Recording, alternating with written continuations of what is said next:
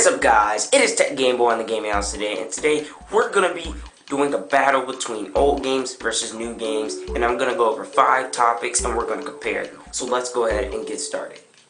The first one I want to talk about is microtransactions. We already know old games are gonna win for this one, but I still just want to talk about it. Microtransactions are basically like for Clash of Clans, where you pay for gems. Even though you got the game, you pay for more features within the game.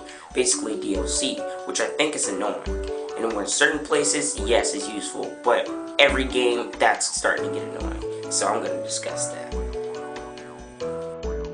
The annoying thing about games like that is that people with more money will have an advantage over you because they can constantly keep buying more stuff to get ahead of you quicker. Unlike the older games, Mario, Sonic, Pac-Man, stuff like that, you have to have skill to progress on in the game, not money. And so I think that is a huge advantage for old games. So that's a thumbs up. Yes. Now the second thing I want to talk about is longevity. Basically what I mean by that is how long the game is, so you won't have to go back to the store and buy another one within the first week. So that means the game has to have a lot of stuff you can do in it and constantly keep you from coming back for maybe years and months, so keep you from buying a new game. And I'm going to talk about that.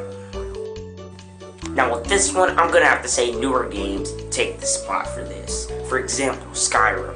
Oh my goodness, I was on that game, and I still am, but I've been on that game for about 4 or 5 months now, and it's been keeping me hooked. Fallout, another example. I don't play this game, but GTA. I know a lot of people like that because that'll keep you coming back with the open world and stuff. And necessarily you don't even have to have an open world, just have to have a lot of stuff to do.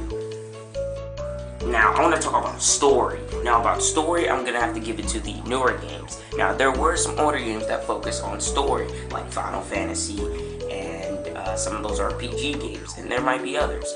But there weren't that many that really did it as the newer games, like Uncharted, Tomb Raider, Last of Us. Those games are like story-based. That's why people buy those, and that's why Last of Us and Uncharted got the Game of the Year. Now, story, does that matter? Not really.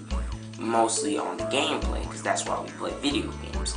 But I'm gonna have to give it to the newer games. So now let's move on to the next one.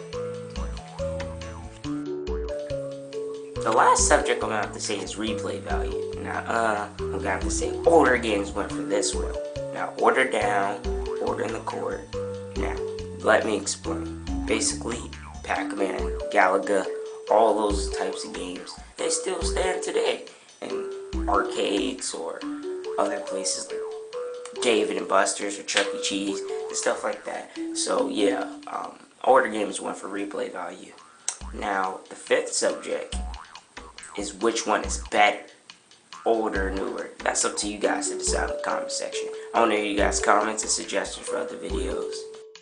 Now before I go, don't forget to and subscribe button, and I'll see you guys later. Tech Game Boy out.